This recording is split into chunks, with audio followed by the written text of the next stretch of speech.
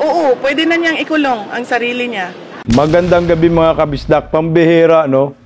Legit na scammer talaga itong si Bongbong Marcos, anak ng kagwang. Budol-budol talaga. Nagpa-preskon pa ang mukong, pero ang laman pala ng kanyang mga preskon ay puro lamang kasinungalingan. Budol-budol talaga yung presidente ninyo, mga bubonistang, tanganistang, loyalista ni Agba. Ayon sa kanya, na mananagot di umano ang mga kurakot. Ay, ayos ah. At wala na daw silang Merry Christmas. Animal, no? Tinataon talaga na Paskong-Pasko na, tapos kumukunik, ah. At pag-usapan rin po natin yung pagka-buwisit niya sa tanong ng isang reporter. I think yung reporter na ito ay taga-Bilyonaryo News Channel, kung hindi ho ako nagkakamali. Ito po ay tanong kay Saldico tungkol sa passport, kung bakit hindi pa nakansila hanggang ngayon. At agad po sumagot si Vice President Inday Sara sa mga optics, mga sarswila ni Bongbong Marcos. Dahil sabi nga ni Bubuim na ipapakulong na daw niya ang mga kurakot. Sabi ni Inday Sara, ipakulong na niya yung sarili niya. Sino na ba si Raulo, mga Pilipinong maniniwala sa kanyang mga pautot eh? May kagagawan ka dito, ngiwiim, bubuim, huwag mong dayain yung sarili mo. May kasalanan ka dito. May pananagutan ka ho dito. Pero bago ang lahat po, bago po tayo mag-init sa ating komentaryo ngayong gabi, palike po muna, pa-share at pa-subscribe. At syempre, yung notification bell, pakipindot po sa inyo. Kasama na po kayo, mga bubunistang, tanganistang, loyalista ni Baki. Total sahura naman ngayon eh. Mag-subscribe na rin po kayo. At huwag po natin kalimutan ang Birada Agila. Baka pwede naman suportahan po natin tuwing Lunes hanggang Biyernes, alas 2 hanggang alas 3 ng hapon. Mapapanood po ako ninyo ng live dyan, kasama yung ibang mga political vloggers sa Birada Agila YouTube channel. Ang dami na hong nagagalit talaga sa korupsyon. Ang dami nang nabuwisit kay Bubuim.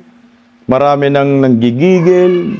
Marami nang gustong nang magurmentado sa kalsada. Lalo na sa Iglesia ni Cristo, paparating na rally ngayong November 16, 17 at 18. Na talagang milyon po ang mag-attend dyan, no? Mga kabisdak. So, hinahanapan na po ng resulta itong si Bongbong Marcos ng taong bayan.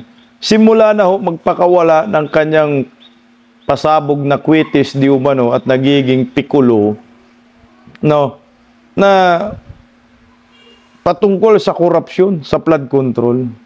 Yung mahiya naman kayo. Dapat nga mahiya naman tayo dyan eh. Kayo yung mahiya. Kasama ka dyan, BBM, hindi ka dyan ligtas. Dahil ikaw ay presidente, may pananagutan ka ho dyan.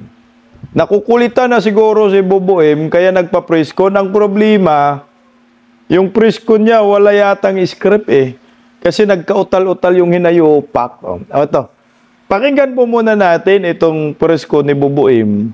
Kung kayong mag-alala, mag-i-enjoy tayo sa kasinungalingan niya at nag-dip-dip, anak ng kagwang, dip-dip, didididi, wiwi-wiwi na naman si ngiwim dito. At may kasama pang ngiwi. Ito, pakinggan po natin mga kabisdak. Alam nyo, ay lahat naman tayo, nais natin na makamta ng kaagad ang hustisya. Ngunit kung may aral tayong natutunan sa nakaraan, ito ay ang mas mabuti na maging mabusisi tayo at tumagal ng kaunti kaysa magmadali at magkamali. Oh, lol. Gagamit ka, oh. Ito daw yung natutunan natin sa nakaraan. Kailangan daw mabusisi. Kaysa magmadali ay magkamali. Los-los nyo, Bubuim. Talagang wala ho kayong plano na may managot. Wala po kayong plano na ipakulong yung pinsan mo at si Saldico. Ito ay cover up. Napakatagal na po yan na panahon yung ginugugol po ninyo simula nung nagsuna ka eh. Wala man na ipakulong. Wala man nakasuhan. Ang nakakasuhan, ay yung mga maliliit, mga sapsap at ang sabi ni Senador Marcolita, sapsap dilis lamang. Ang gusto namin dambuhala. Dambuhalang buhaya, dambuhalang balyina ang dapat makasuhan, masampulan at makulong. Kasama ka dyan, bubuin, pakulong mo sarili mo.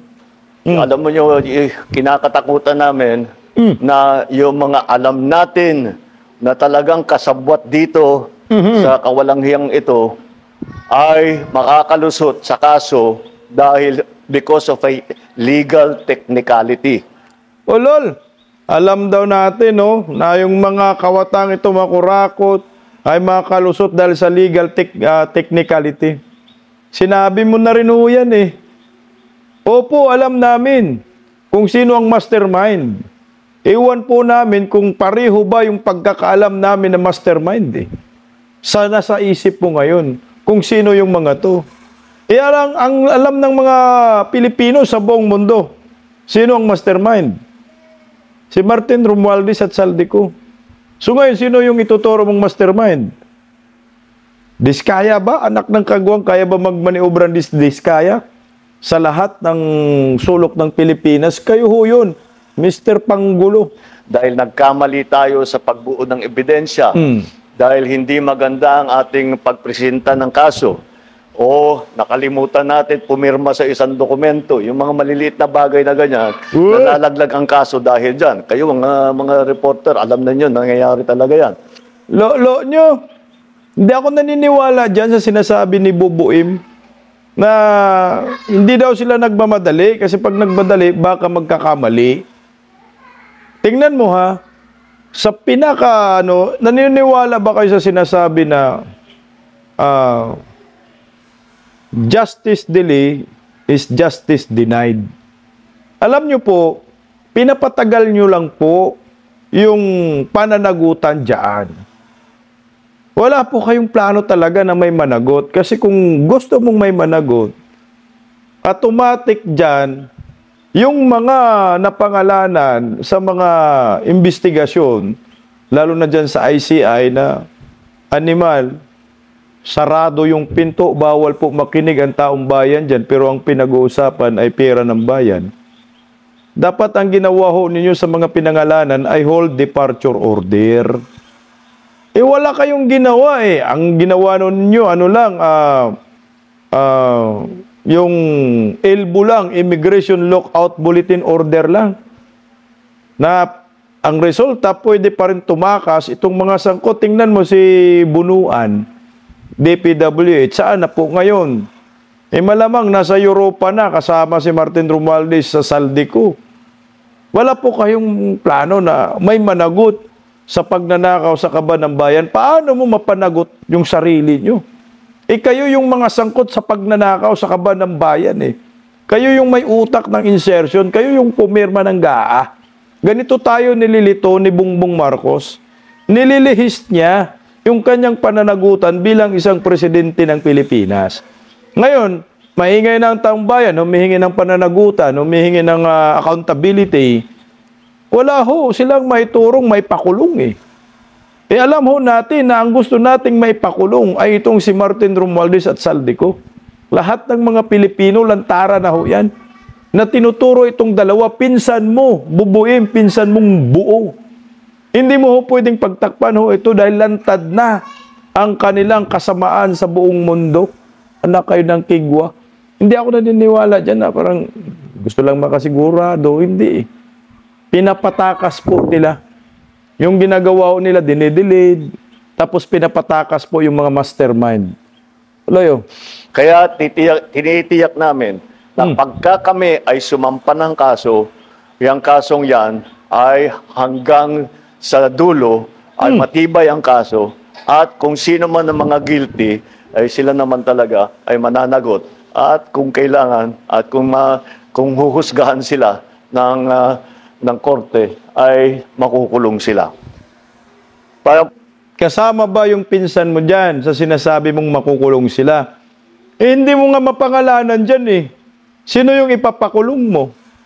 Anong Poncio Pilato, anong klaseng demonyo ang ipapakulong mo? Gusto mo, sabi ka, ipapakulong sila, mananagot, ipapakulong. Ni pangalan nga, hindi mo mabanggit eh. Banggitin mo yung pangalan ng pinsan mo, banggitin mo yung pangalan ni Saldico. Bakit hindi mo mabanggit? Kasi meron kang tinatago. Meron kang gustong hindi malaman ng taong bayan. Kaya si Martin, ang saya-saya, pati si Saldico. Sa bawat segundo na ating ibinibigay sa investigasyon, tinitiyak natin na ang bawat kasong isasampalaban sa mga abusado ay may sapat na ebidensya. Abusado ba ka mo? Ikaw yun eh, sarili mo yan eh. Sampahan mo ng kaso yung sarili mo dahil abusado ka. Ikaw yung presidenteng walang hiya na naabutan ko, mga abusadong presidente. Mas abusado pa sa tatay niya. Mas worst pa ito sa tatay niya. Oh, ano bang basihan na sinasabi kong abusado? Yung ginawa kay former President Duterte. Di ba ho pang-aabuso doon? Yun. Sa kay Tatay Digong, karapatan ni former President Duterte, 80 anyos eh. Samantala yung nanay niya na-convict tungkol sa pagnanakaw sa Kaban ng Bayan, plunder, eh hindi po pinakulong ni Tatay Digong dahil matanda na. Kayo yung abusado. Speaking ng abusado, may inabuso. Sino bang naabuso? Taong bayan. Nililimas nyo yung Kaban ng Bayan. Hinayaan mo yung mga insertion, mga blankong bikang pinirmahan mo. Flood control projects, puro ghost. Kaninong pananagutan yan? Sa'yo. Ikaw ang presidente, ikaw yung pangulo, saluhin mo lahat yan. Ayan, dahil nagkaroon ng malawakang korupsyon dito, isa lang ang ibig sabihin, incompetent ka. Kung hindi ka man incompetent, wala ka talagang plano na sawayin ang mga kurakot sa gobyerno dahil baka sakali po ay nakinabang ka rin nyo. Yan ang totoo. Tuloy oh. At hindi hahantong sa pagbabasura ng kaso. Yun ang pinakamasamang resulta. Yung alam natin na guilty, ngunit nagkamali tayo sa pagbuo ng kaso, nagkamali ang DOJ o nakalimutan, ay mawawala, masisira yung kaso natin, hindi natin mapapasagot yung taong yun. O, anong mapapasagot, anak ka ng kagwang ka? Mapapasagot. Alam nyo po, kasi ito ito ay usapin po ng pera ng bayan. Ang usapin po ng halaga nito, trilyon, hindi lang milyon. Trilyonis po ito na Marami na pong nagdidemand ng mga Pilipino, putang ina, magpakulong ka, pakulong mo yung pinsan mo. Bakit ayaw mo may pakulong? Dahil dali ka, madadamay ka. Sinong maniniwala ho sa presidenteng ito? Yung Ilocos nga hindi nga ho ninyo tiningnan Ilocos region. Kahit yung Norte at South, kasama yung South, sabi ni Chavit, tingnan nyo, hindi nyo matingnan.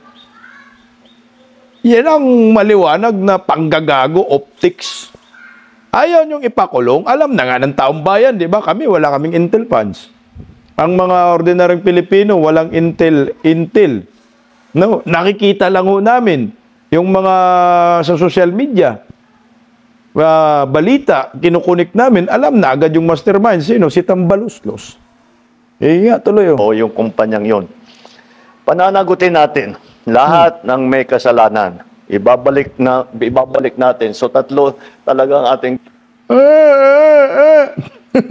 pananagutin ang lahat ng may kasalanan. Anong ibabalik?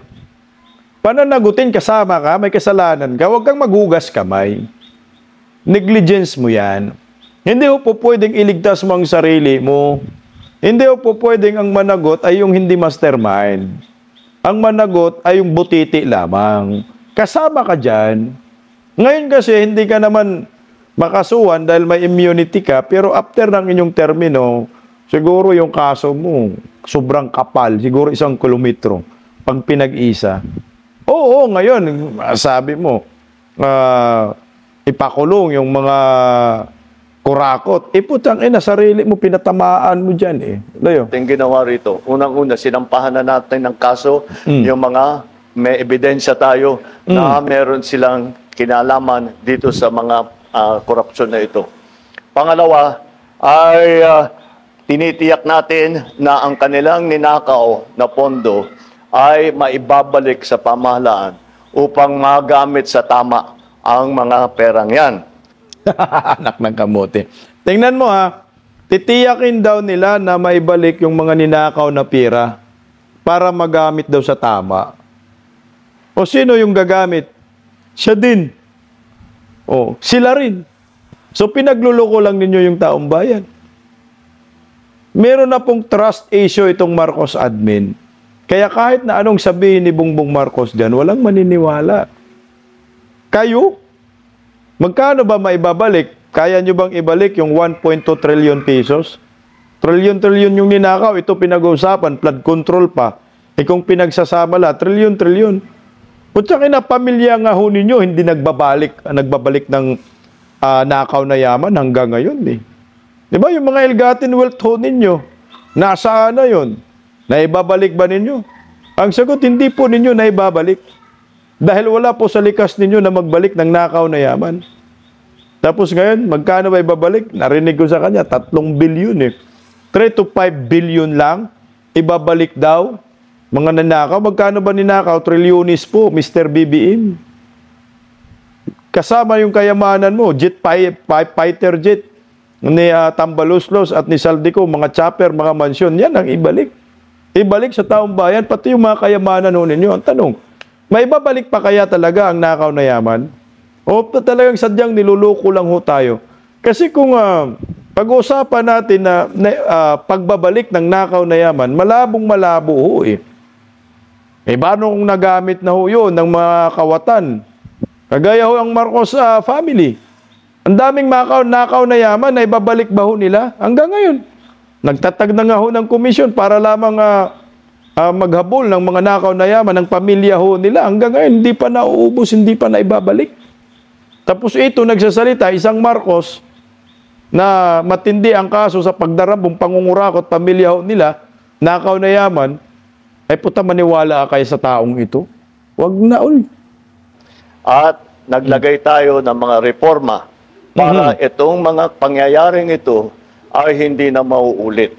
Uy. Kaya dyan yung tatlong talagang tinututukan natin na bagay. At ito, yung aking mga nabanggit ngayon, ay yan, ay ang magiging resulta dito sa ating Ano daw, wala na akong naintindihan sa inyo, hinayupak. Pag putay na, bagsak na yata yung ano dito, amat. So. pag-focus, pagbigay ng pansin dahil sa tatlo. Unang-una, mapapanagot ang mga kasama rito, mga kasabwat dito sa korupsyon. Pangalawa, Mapanagot ang mga kasabwat sa korupsyon. Sino po yung mga kasabwat? Kasi kung may-mention ka ng kasabwat, mapanagot, may involve yan na personalidad. Sino? Itong mga taong itong mapanagot. Wala kang napangalanan dyan eh. Kaya malabo yung sinasabi niyang may mapanagot. Kasi kung may pananagutan, makikita mo may sinasampahan na ng kaso. Eh hindi, nililihiso ninyo eh. Pinapatakas po ninyo yung totoong mastermind. Doon na lang kayo nag-focus sa mga district engineer, mga kontraktor, na walang nakawan sa budget ng bayan kung walang kongresista. Yan ang totoo. May lulusot ba na budget kung walang kongresista? Wala. May magagawa bang proyekto kung walang kongresista? Wala. Kaya dapat ang managot bubuim yung mga kongresista na nagbibigay ng proyekto sa bawat distrito. Sila ang nagkokontrol. Nagagalit nga daw itong mga kongresista eh. Pag hindi daw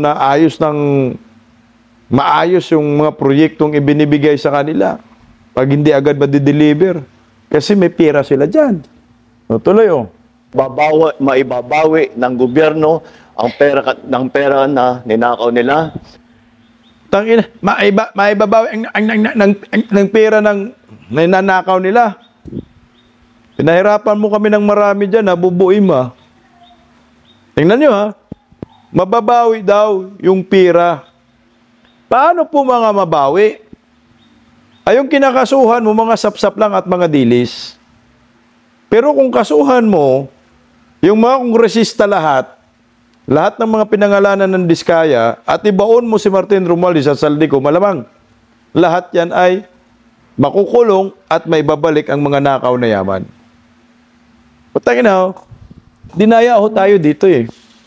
Nabiktima na po tayo ng mga pagnanakaw sa kaban ng bayan ng pamilyang Marcos. Ito ngayon naulit muli ang history. Tapos ang mga Pilipino, maniniwala pa dito sa preskon, ni Bubuin. Mga tanganista lang naniniwala dito. Tuloy yung. Pangatlo, na gumawa tayo ng reforma para lahat na itong klaseng korupsyon na ganito ay hindi na mauulit. Kaya, anong reforma po ninyo na ginawa para hindi na mauulit yung pangungurakot na ito under sa gobyerno mo? Na alam ng taong bayan, nakikinabang ka. Sige nga. May reforma ba? Wala ho kayong reformang ginawa. Meron kayong ICI, patago ang pag-iimbestiga. Walang transparency. Pag walang transparency, napaka-imposibleng may accountability. So meron niyang pinagtatakpan. Yung reforma po, kagaya po nitong ginawa ni former President Duterte, pagkaupo po niya, nagtatag siya agad ng Presidential Anti-Corruption Commission. Ang purpose noon, maghabol lang sa mga kurakot ng mga opisyal ng gobyerno at magsampa ng kaso at na magsampa. Yan yung reforma. Yung Freedom of Information Bill, merong executive order yung Freedom of Information, si former President Duterte para ma-access lahat po ng mga pinapasok na kontrata ng gobyerno, Freedom of Information. Pero ito, walang reforma to.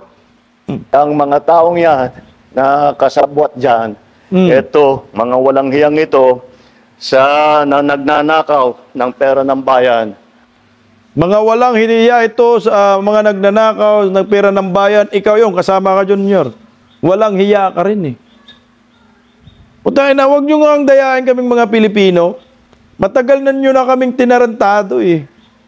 Kasama ka dyan sa mga kawatan. Kasama ka dyan sa mga walang hiya. Ang kapal nga ho ng mukha, Junior, di ba? Di pa kayo bumaba sa pwesto. Marami ng mga Pilipino ang hirap. Marami ng bumao ng mga Pilipino na wala ng bahay, na wala ng buhay dahil sa inyo, binahay. Nagugutom. Mantakin mo yung pulis pala sa Bulacan, captain yun police captain. Alam mo, nang hold up, dahil sa kahirapan, dahil nagipit. Police captain yun. O nangyari? Ayun, namatay. Kaya kwento rin kapulisan, ito yung Pilipinas ngayon. Under Marcos admin. Kahirapan. At pangungurakot lamang sa kaban ng bayan ang pinanggagawa ng mga to. Na hindi po pwede na maniwala lang tayo dito sa optic sarswila ni Bubuim. Ito lang yung. Tapos na ang maliligaya ninyong araw. Hahabulin na namin kayo. Ano daw? Tapos na ang maligaya ninyong araw. Hahabulin namin kayo. Utang ina, may natatakot sa sinabi mo. Wala mang ka-diction-diction eh. Walang ka-power-power eh. Ikaw alam mo na yung sabi mo, nagbabanta ka dyan eh. Di ba nagbabanta ka? Tapos na ang inyong maliligayang araw, hahabulin namin kayo. Utang ina, dapat may diin ka, dapat may tapang ka. Dagdagan mo ng mura para ka panipaniwala at masindak man ang mga kriminal, mga kurakot. Kaso nga lang yung sinasabihin niya, sarili din niya eh. Tapos na ang maliligayang araw mo. Kasama ka dyan, BBM. Huhulihin ka namin. Pinapalibutan ka na ng maraming Pilipino. At yung maskara mong pangit ay malapit na mahubad yan. Tapos na ang maliligayang araw ng gobyernong Marcos. Huhulihin na po kayo ng taong bayan. Lalo na ngayon, November 16, 17, 18, ang rally ng Iglesia ni Cristo na dadaluhan ng milyon-milyong maraming Pilipino.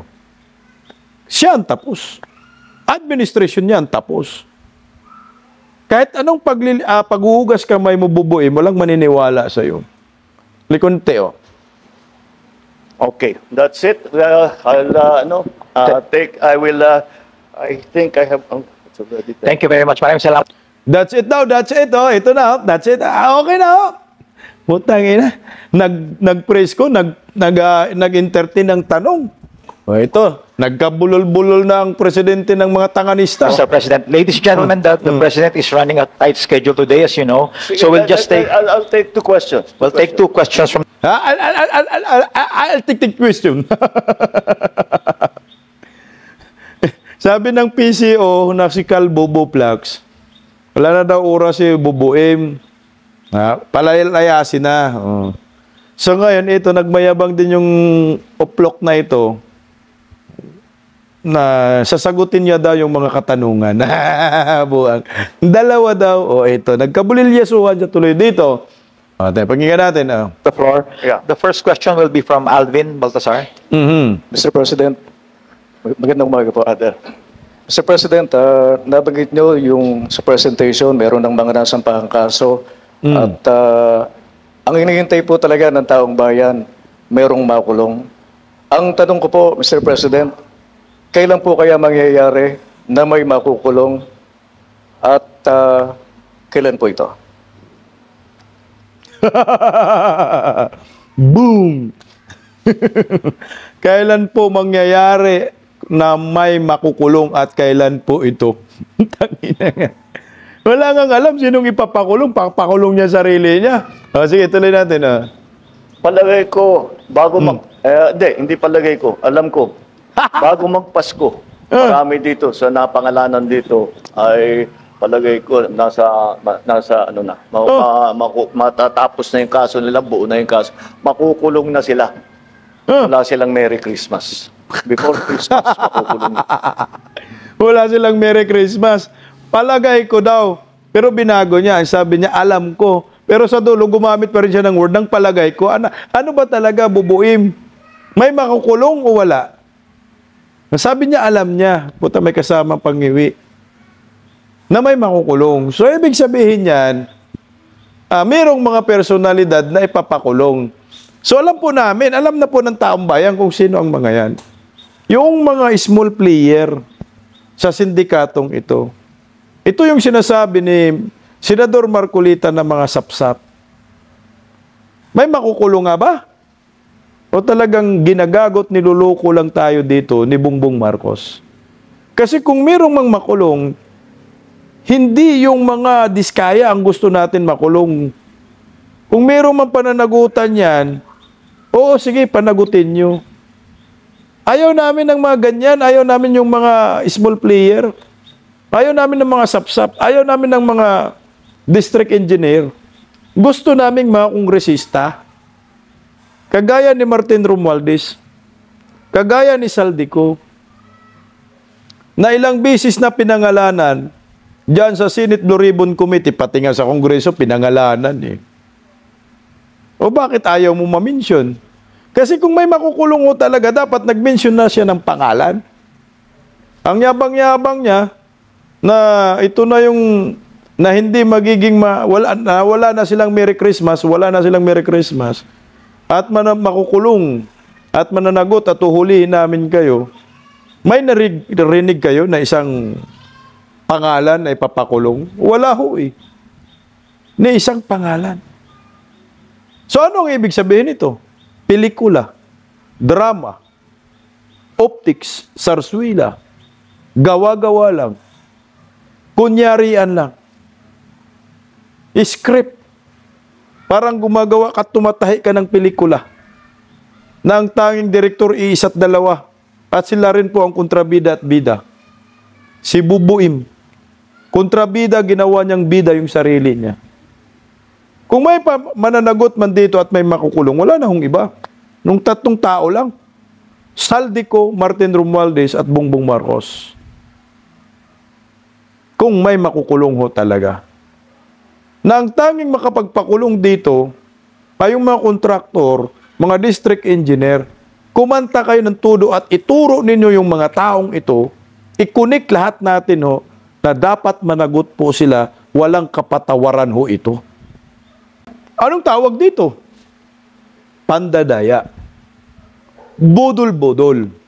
Sa English, scam. Pang-i-scam. Baka sakaling may maniwala. O ito, tuloy lang po natin. Tingnan mo, nung tumanggap na siya ng katanungan sa media, nabuisit siya sa isang katanungan ng media. Reporter, I think sa bilyonaryo po ito. Dahil tinanong po si Saldico, bakit hindi mo mapakansil ang pasaporte? Kasi nga oo nga naman, kung gusto mong may maipakulong, eh yung isang tumakas po na kongresista na hindi na nga nagpaalam at nag-resign na nga sa pagka-kongresista dahil guilty na, putangin na, nagliwaliw sa ibang bansa, maraming mga private jet, hindi mo mapakansila po ang kanilang pasaporte. Nabuisit siya dito sa reporter, pakinggan natin.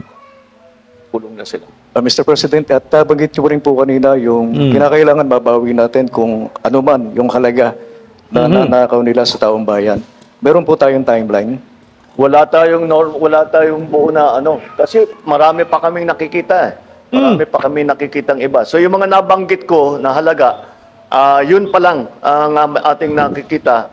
Pero ako, nakakatiyak ako, marami pa tayong mababawi dito. Utangin na, no? Walang timeline, pero wala silang Merry Christmas. Ano ba talaga? At maraming mababawi. Anong mababawi? Sinong babawian? Sarili nyo, bawian natin. Ano, gusto nyo? Tanginan nyo. Mga buhaya kayo, mga hinayupa kayo. Bawian na lang namin yung sarili mo, nyor. Paano makakabawi? Wala nga kaso eh, anak ng kagwang. So patuloy namin gagawin yan. Uy! Oh, ngiwi ka muna. Patuloy namin gagawin yan. Ano ho ang ginagawa nyo para mahuli? Ito pala yung ginagawa ho ninyo. Alam mo ang ginagawa ni Bongbong Marcos? Cover up. ICC, pinaputok labang kay Bato. Cover up. Duterte, kinaladkad para makaiwas ang Marcos, cover up. Bunuan, pinatakas, cover up. Martin Romualdez, star witness, cover up. Ang ganda ng ginawa niyong pelikula niyo. Maraming mauuto at maluloko dito sa panggagago ho ninyo. O, ngiwi muna, oh. Thank you, Mr. President. The next question from Kat. Good morning, Mr. President. Ito na.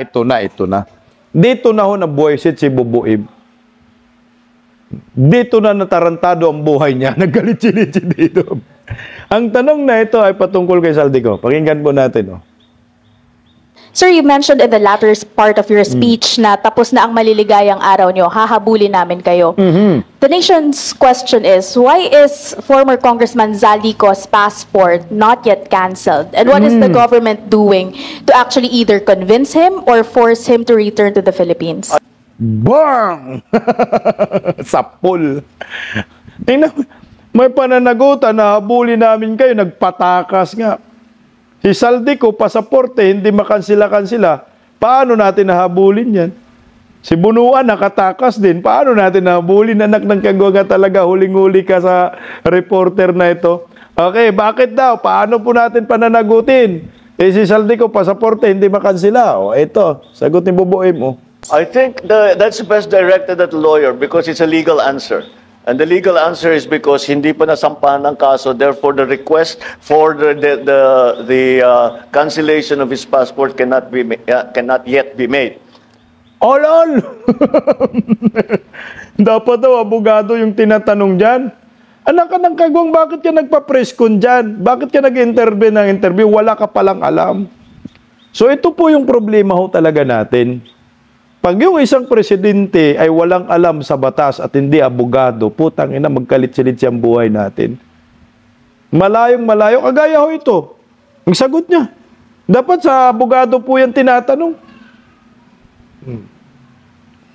Ikaw presidente. Hindi. Gamitin mo kapangyarihan mo. Ikaw yung makapangyarihang tao sa Pilipinas, kaya ka nga presidente. Kung gustuhin mo yan, ipakansila yung pasaporte, one click lang yan.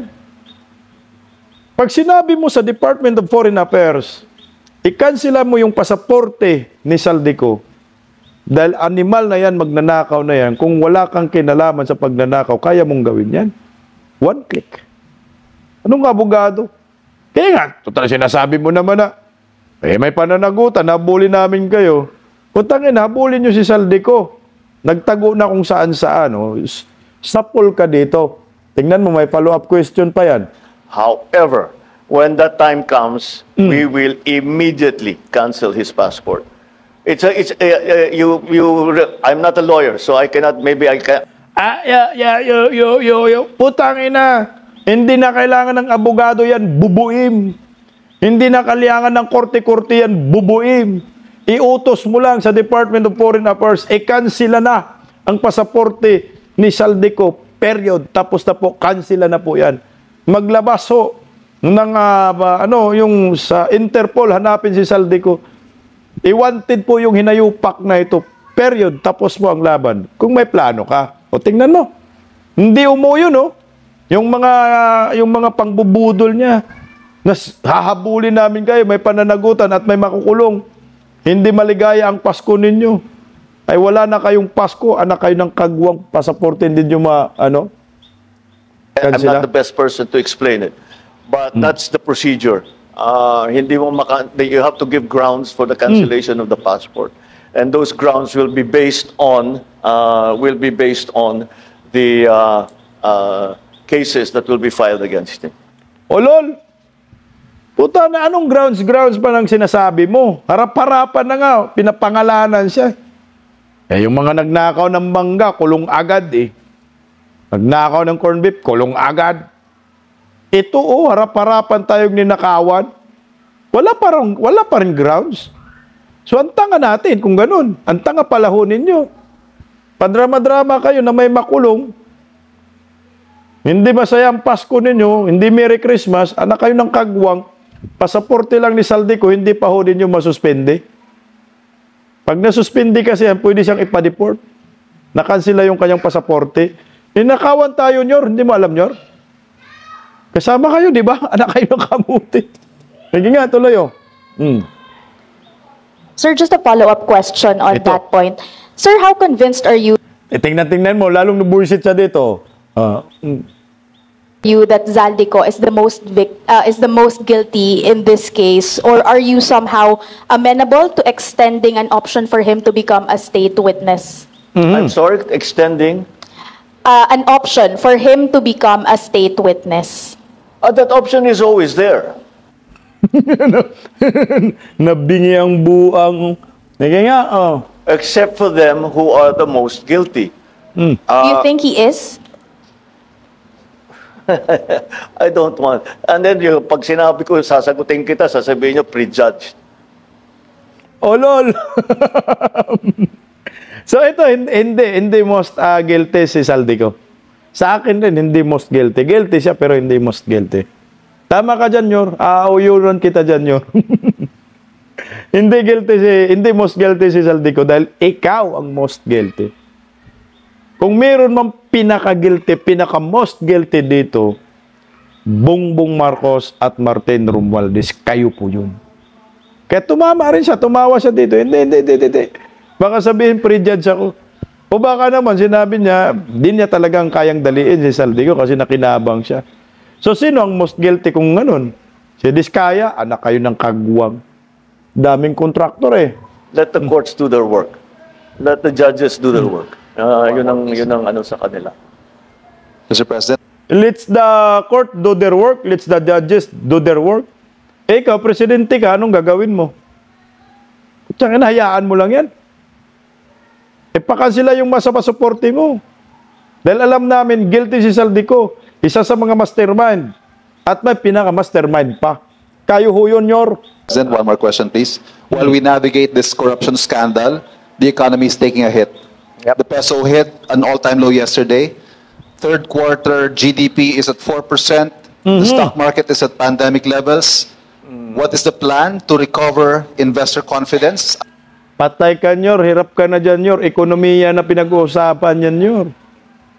Bakit daw? Bagsak ang ekonomiya, bagsak ang piso. No, gross domestic product, bagsak, mga investment, nagsilayasan.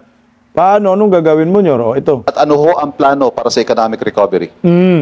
Well, the reason that we had that is that there really was a downturn in economic activity. You have to remember that it's not only because of these problems. Yung bagyo, yung nawala na working days na sa Nabuang ka? Sa bagyo? Kaya bumagsak ang ekonomiya?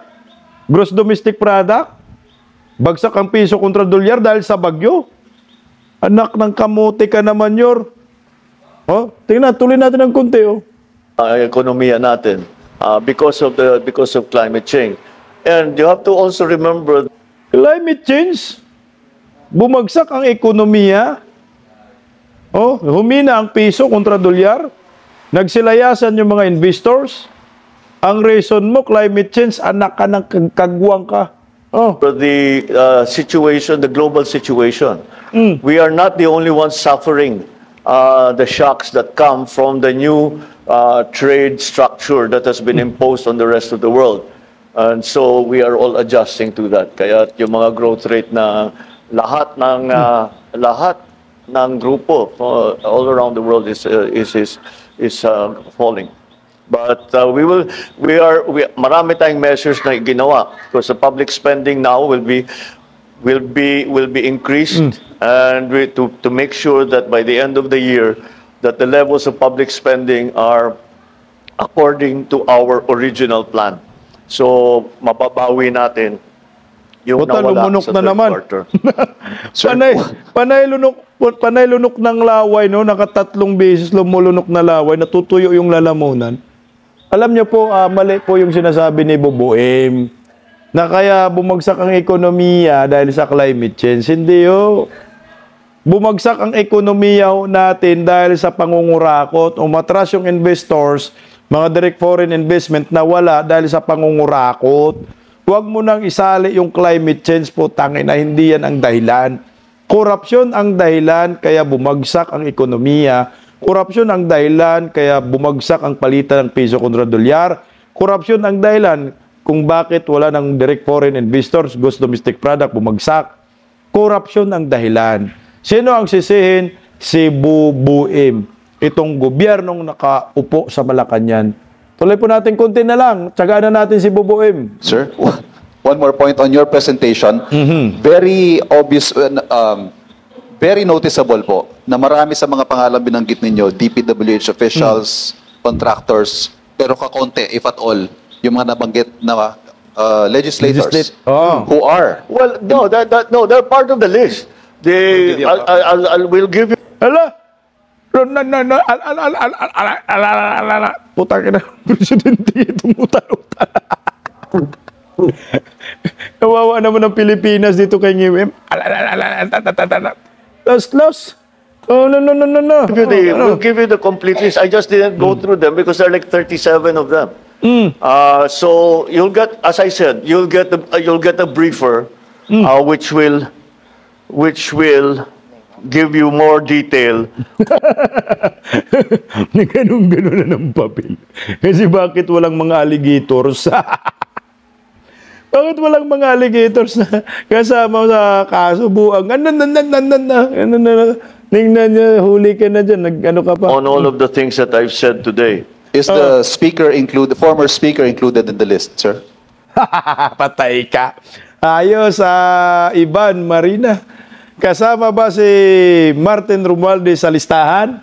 Tangina, magulat kayo dito. Sa nakakasuhan, sa sagot niya. Tangina mong Bubuim. I don't think so because no. The only evidence that has been made against him is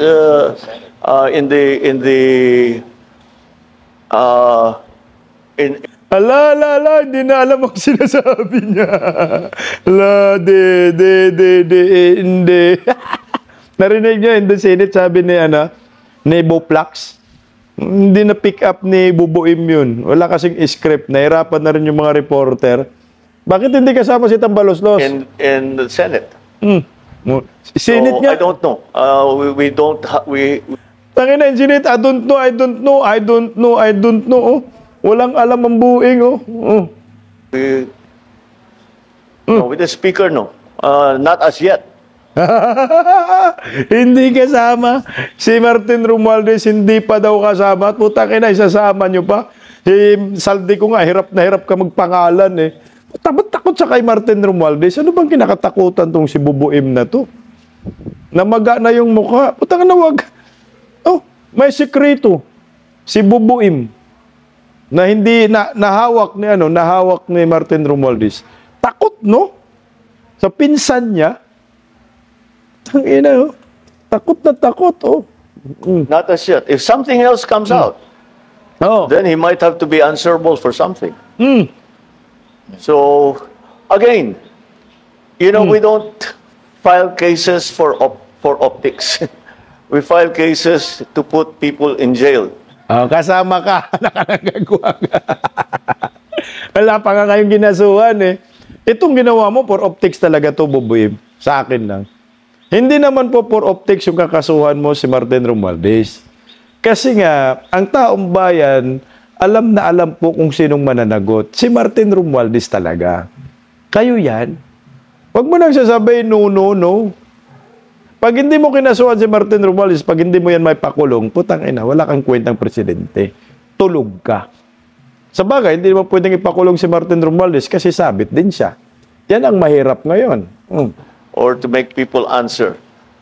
I know that there are many, many suggestions of who else we should file cases against. Well, we're fine with that. Provide us the evidence and we will file cases against them. Tanga mo. Ba't yung mga tao magbibigay sa'yo ng ebidensya? Ikaw dapat ang maghanap ng ebidensya dito sa pinsan mo kay Saldico para mapakulong yan at para maparusahan.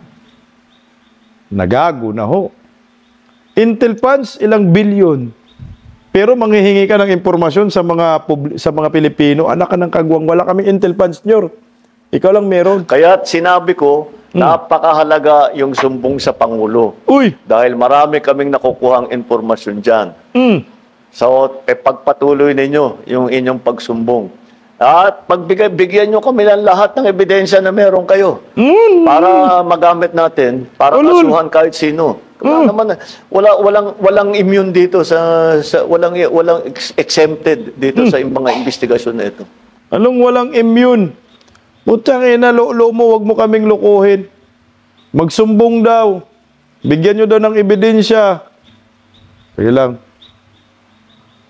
Tingnan mo ha. Alam mo, ikaw, BBM, ano talaga itong presidente na to? Budol-budol. Ano yung mabigyan ka ng ebidensya? Magsumbong? Huy, si Chavit, araw-araw pumuputak. Sabi ni Chavit, imbestigahan mo yung lugar mo, yung Ilocos. Si Chavit may ebidensya. Pinapakita sa media. Bungol ka, bingi ka. Hindi mo kayang mag-imbestiga sa Ilocos Norte. Sa ghost projects na yan, kumuha pa si Chavit ng mga video, ang daming reports eh. Mga pictures, dokumentado. Meron pang ibang mga vlogger na pinuntahan talaga yung ano ni Sandro. Sa 1st District ng Ilocos Norte, puro ghost projects yung flood control. Putang ina, budol-budol, no? Ito po yung masaklap dyan eh. Kayabangan, Sarsuela, optics, hambog, na hindi naman totoo, na galit sa mga kurakot. Putang ina. Kaya sabi ni Vice President Inday Sara, ipakulong nyo na sarili ho niya. Narito po, pakinggan natin si Inday Sara. Simple lang, pero baon eh. Oo, pwede na niyang ikulong ang sarili niya. Aminin na niya. Aminin na niya na ano talaga, meron siyang pagkukulang. At hindi lang maliit na pagkukulang, malaking pagkukulang. Meron siyang malaking pagkukulang sa kanyang trabaho para sa ating bayan. Kaya pwede na niyang ikulong ang sarili niya. Ipakulong niya yung sarili niya. Tingnan mo naman. Simple lang ho yan. Ipakulong mo ang sarili mo, Bubuim. Alam na po ng taong bayan kung sino ang dapat makasuhan. Kaya yung drama-drama mo na yan, paghuhugas na kamay na yan, hindi po uubra yan. Dapat ipakulong ang sarili mo. Kaya niya bang ipakulong yung sarili niya? Ni pinsan niya, hindi niya kayang pangalanan. Saldi ko, hindi niya kayang pangalanan. Eh. Pinsan niya, hindi niya kayang kasuhan. Saldi ko, hindi niya kayang kansilahin ang pasaporte. Di ba? Sinong niloloko tayo, mga Pilipino? Alam niyo po kung sino yung kinakasuhan ngayon at ipapakulong? Yung mga tao na galit sa korupsyon. Yung mga tao na hindi tanggap ang nangyayari sa bansang ito sa ginagawa ni Bongbong Marcos. Kagaya ho ni Kung Barsaga. Yan si Kiko Barsaga. Yan ang kinakasuhan. Dahil galit kay Bubuim, galit kay Martin Romualdez, galit kay Sandro. Nasampa ng impeachment, di ba? Si Bubuim. Ito, kinasuhan po si Kiko Barsaga kung ano-ano ng kasong inaano. Sinasampa. Pero bago po natin yan, ito, may pahabol lang ako bago kay Kiko, baka makalimutan natin. Di ba, sabi ni Bubuim, may ipapakulong. Sabi ni Inday Sara, ipakulong niya sarili niya. Wala po talagang may pakulong eh. Kasi nga, kahit man lang sa ICI, di ba sinabi na ilalive nila ang hearing? Hindi man nila ma-live-live. Ito, ikukonsulta pa daw kay Bubuim. Sir, are you still pushing for the live streaming of your hearings? Are you still pushing for the live streaming of your hearings? Well, we're still studying that. We might have something for you on that matter maybe next week. Because I understand that we have a scheduled November 17 meeting. So, are we ready for the live stream by that time? We'll be ready. But I think we might ask the person if he wants a live streaming. So it depends on the resource person. We're studying that matter. Because these are potential witnesses. And if they feel harm to their, harm or threat to their safety, they might ask for that. But there's no yes or no right now on that. We're still evaluating everything. What's causing the delay for the live streaming? What's causing the delay? Evaluation. Evaluation. Gagi oh. Bakit ba magpapaalam ka sa resource person? Ikaw yung investigador. Interes yan ng publiko. Gusto namin malaman yung hearing nyo kung gawa-gawa lang, sarswila, optics. Putang ina. Pira ng bayan pinag-uusapan. Sa resource person ka magpapaalam? Sa resource person ba talaga? O kay Bongbong Marcos at kay Baki? Na dapat magpaalam muna kung mayroong live stream. O, ito na tayo. Wala kang live stream, hindi mo magawa. Ipapalabas yung investigasyon. Magpapakulong pa kaya ng pinsan mong si Martin Romualdez, anak ka ng Kigwa. Ito yung pinapakulong nila ngayon, yung galit sa corruption. Hinainan na ng reklamong inciting to sedition at rebellion ng PNP-CIDG. Si Cavite 4th District Representative Kiko Barzaga. Dahil umano yan sa matagal ng kasaysayan ng kongresista sa pagiging bayolente nito. Para sa iba pang detalye, live mula sa Batasang Pambansa. Nasa frontline. Inciting to sedition, pagiging bayolente, anong connect doon? Nakakagwag talaga. Line ng balitang yan, si Marian Enriquez. Marian, anong reaksyon ng mga kapwa kongresista nitong si Barzaga dito sa inihain na kaso ng PNP-CIDG? Buti naman daw at kinasuhan na si Cavite 4th District Representative Kiko Barzaga para madala. Yan nga yung komento ni National Unity Party President at House Deputy Speaker Ronnie Puno sa inihaingang reklamo laban sa kapwa niya mambabatas. Kahapon ay kinumpirma nga ng PNP Criminal Investigation and Detection Group o CIDG na naghain sila ng reklamong inciting to sedition at rebellion laban kay Barzaga. Kaugnay nga yan ng bayolenteng mga insidente sa Mendiola at Recto noong September 21 rally. Giit ni Puno na nauna na ring naghain ng ethics complaint laban sa kongresista Barzaga. May history na raw ng violence o karahasan itong si Barzaga. Matatanda ang laman din ng kanyang ethics complaint at ng ilang miyembro ng NUP laban kay Kiko ay ang mapanira umanong posts nito laban sa mga opisyal ng gobyerno. Puro kalaswaan, abusadong pananalita at layon daw ng mga itong pahinain ang tiwala ng publiko sa gobyerno. Pakinggan natin itong pahayag ni Deputy Speaker Ronnie Puno. Yung violence na sinasabi ng CIDG kasi ang pagkaalam namin, may history talaga na ganyan.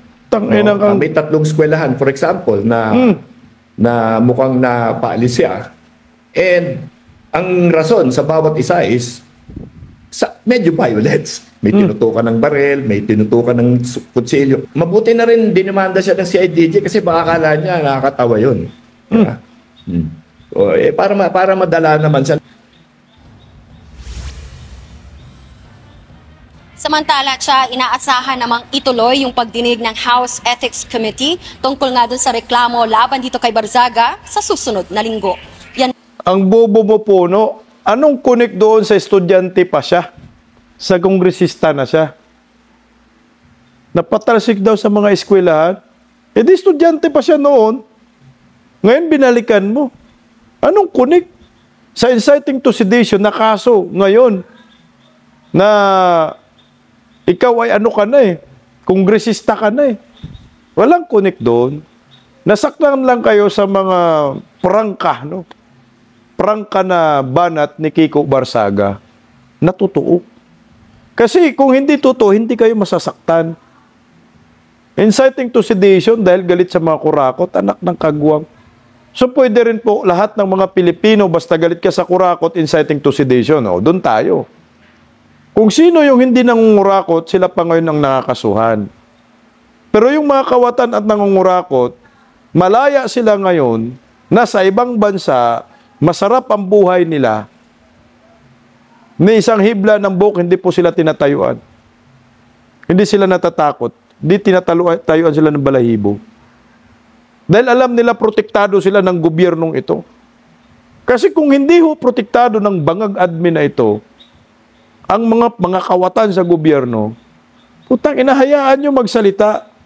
Yung mga Pilipinong galit sa mga kurakot, dahil kung galit kayo, dapat magalit kayo. At suportahan ninyo yung mga galit sa korupsyon. Anong ginawa ho ninyo? Pinapatahimik. Tinatakot ho ninyo si Barzaga, pakasuhan namin inciting to sedition. Hayaan nyo yung expression niya.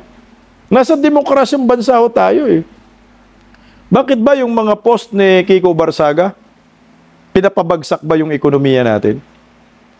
Bakit ba yung post ni Kiko Barzaga, nalilimas ba ang kaba ng bayan natin? Hindi naman ho siguro, di ba?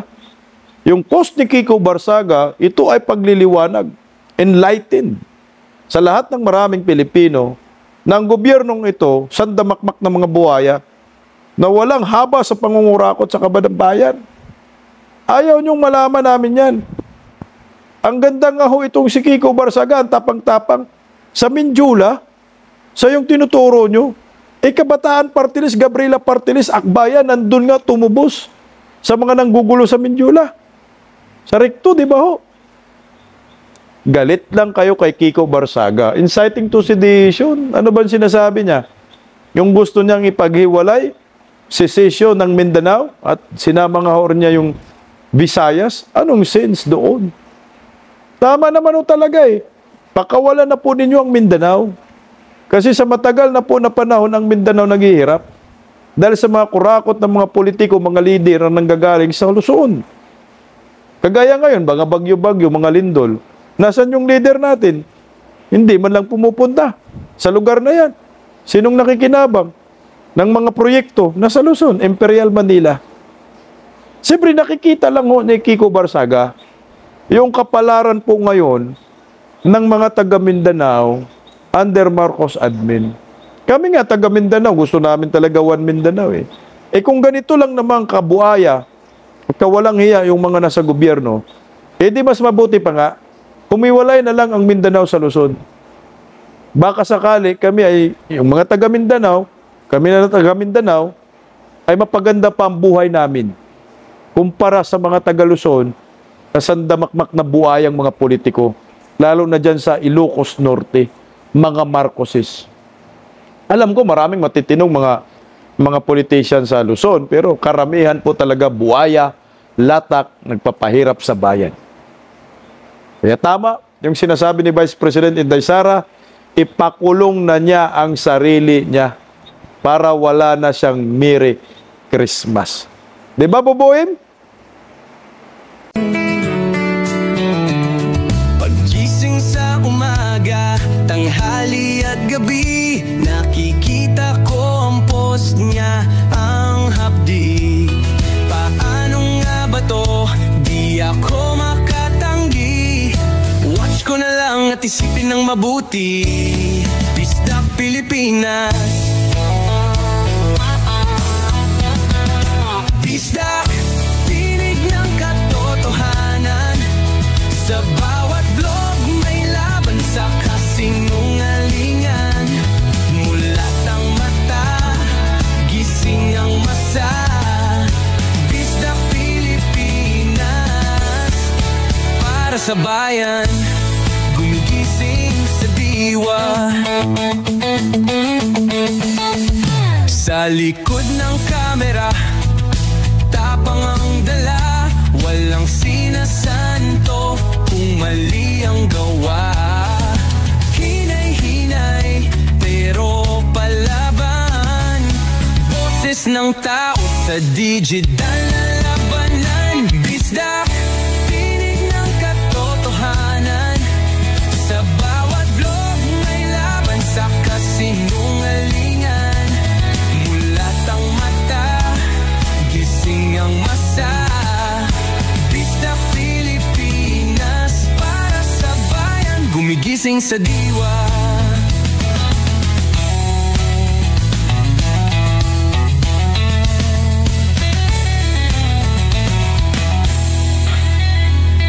Hindi artista, hindi politiko, pero ang katotohanan, sigaw niya ay buo.